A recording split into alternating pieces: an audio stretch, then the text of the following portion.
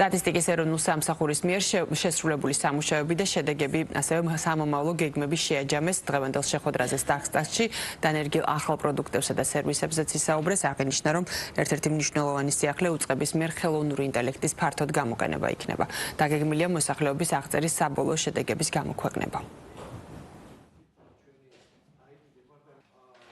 ჩვენი გეგმა გაწერილია სტატისტიკის ეროვნული სისტემის 4 წლიანი სტრატეგიით, რომელიც 3 პრიორიტეტულ მიმართულებას აერთიანებს. პირველი ეს გახლავთ, რასაკვირველია, მოხმარებელზე ორიენტირებული მაღალი ხარისხის სტატისტიკის წარმოება, მეორე გახლავთ ნდობის და თანამშრომლობის გაძლიერება და მესამე ისევ და ისევ ჩვენს მიერ წარმოებული მონაცემების გამოყენების ხელშეწყობა.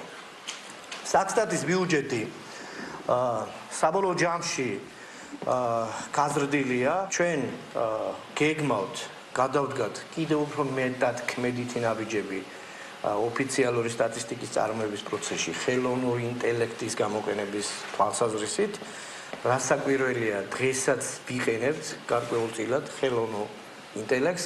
ეს ძირითადად ჩვენს IT მიმართულებას, ინფორმაციული ტექნოლოგიების მიმართულებას ეხება, ასევე კლასიფიკაციების სისტემას ეხება, მაგრამ მიმდინარე წლიდან კიდევ უფრო ვფიქრობთ მთელი მომდევნო წლების განმავლობაში უფრო მეტად და